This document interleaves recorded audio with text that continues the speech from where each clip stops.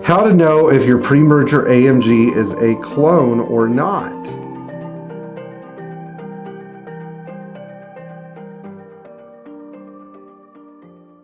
Here's a problem that most people don't have when they have an AMG car. They're trying to determine if they've got the real deal or not. I personally, have to say that this is like becoming more and more of an issue because there are more and more cars that we didn't know existed coming out of Japan or the UK or, Abu Dhabi that have wide body kits and other things. And we don't know when these were necessarily done or who did them, but I'm going to try to help you sort of get an idea of what real AMG stuff looks like and then what it doesn't look like. So there are five hard, fast rules I have for spotting a real AMG car, and let's assume that the car has engine modifications. The first one is that I have to pull the valve covers and look at the cams. If the cams have an AMG stamp on the rear where they slide into the last cam bearing, you'll see a stamp on the back that either says AMG, or you're going to see a stamp on the back that has this weird thing that looks like the Stribel symbol on your overvoltage relay. I've noticed that there were two companies that were building cams for, I think there were actually two companies that were building cams for AMG, and one of them would stamp them with the actual AMG stamp. The other one had their own stamp on it, but I've never seen them on a stock Mercedes cam. So it looks like a little S with a line going through it, sort of like a dollar sign, but not exactly. I don't know very much about the second version of these cams, but I found them on an authenticated 280SE AMG. So I have to add another caveat that I spotted them on an M110 engine. The majority of M117 engines should have stamped AMG cams unless somebody put an even wilder crane cam set in or something else. Hard, fast rule number 2.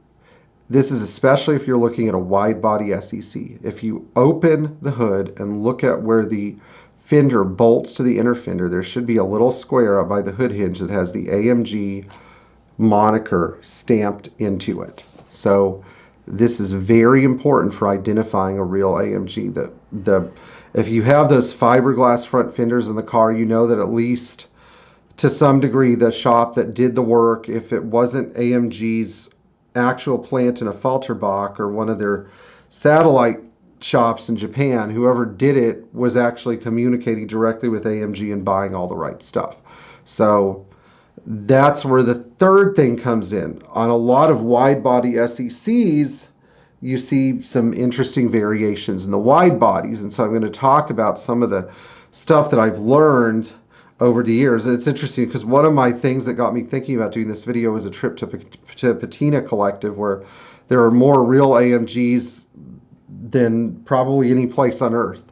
And it's amazing how you look at the cars and you see so many similarities. And so a lot of my experience with pre-merger AMG cars had come from looking at them at auctions. I had seen at least one or two examples that were at some very high-profile auctions, and there were some that were auctioned off in Europe. When I was there consecutively in France, I got to go experience these cars. But remember, this really hasn't been a thing until about 5 years ago. Prior to that, they were just hot-rodded Mercedes. So on those rear wide bodies, one of the things that I noticed is that the AMG cars, and you feel the inner part of the fender where the lip is, you're going to find that there is a actual lip. It's not just bondoed all the way through. There's an actual lip, and you'll find this squishy sealant in there, especially when you get to like the 10 o'clock position, which is up near the front of the wheel. You feel it almost squish back at you. And that's a hallmark I've seen in a lot of authentic AMG wide bodies. The problem is that when these cars went to places like Japan, the wide bodies couldn't be done by AMG. They had to be done by satellite workshops. A lot of these shops had different methods for doing these. So what it basically does is it makes the wide body an appearance only thing. Is it wide? Yes. Okay, good. Check. We have a wide body. It's very hard to authenticate if it's AMG or not, But more often than not, we'll see that there was a consistent method, at least with the Falterbach built cars. Now, number 4, and this is probably the one that I think hangs up people the most, and that's going to be the steering wheel and the gauges. AMGs usually had white letter face gauges, and they usually had the steering wheel, but you could buy these options.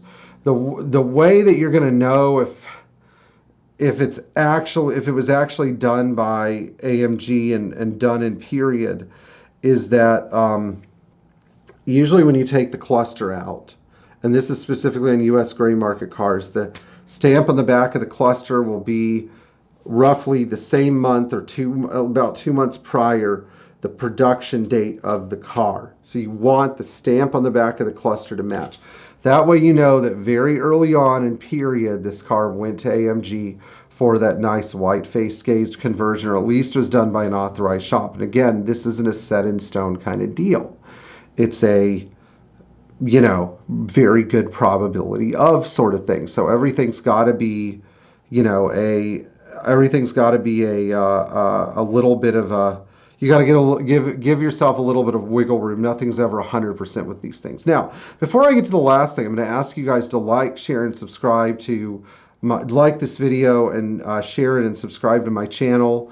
And if you're into pre-merger AMG content, then you can always email me directly at mbownersforlife@gmail.com if you want more.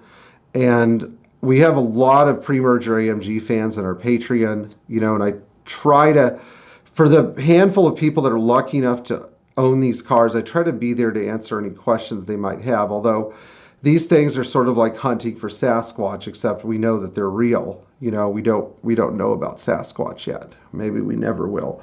But the last detail is the engine block stamp. Now, what do people mean by the engine block stamp and the engine block decals? Well, there's a lot to unpack here, but I know on the inline 6-cylinder M103 and 104 engines, on the front passenger corner, like opposite of where the AC compressor is, the other side, but that bottom corner of the block, there will be an AMG stamp. Same on an M120 engine, you'll see that AMG stamp.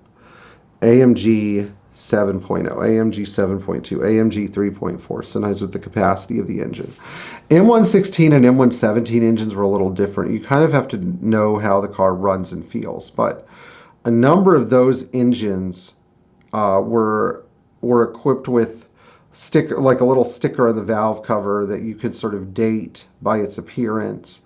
They were, how I say, noisy. And that's sort of what we expect. I'm not talking about like you have a blown out rocker arm noisy where the rock arm is dished and it sounds like you're about to throw a rod. I'm talking about you hear each of the little rocker arms musically going up and down, because AMG's method for getting more power always started at the top. You'll never find a big displacement engine that has soft cams, mild cams. You'll never find an engine that has had, you know, for what it's worth, like modifications done to the exhaust and modifications done to maybe the intake manifold that doesn't have some kind of camshaft work. AMG always started by making the engine breathe better. So you know that that's where it starts, and usually you can hear the AMG stuff working away, going thunk, thunk, thunk, thunk, thunk, thunk, thunk, thunk, thunk, thunk, thunk, thunk, thunk. And one thing I noticed about these true pre-merger AMG engines is they sound very mechanical. So again, just because you don't see a stamp doesn't mean it, you know, isn't going to quite, you know, you might get it, you might not, especially on some of the engines that were maybe, you know, built before AMG was really as organized and hyper-focused, particularly in like the late 70s and early 80s. Anyway, I hope you guys enjoyed this video. If you did, again, you know what to do. And if you want more pre-merger AMG content, please like this video and view it all the way through so I know what to do. Thanks.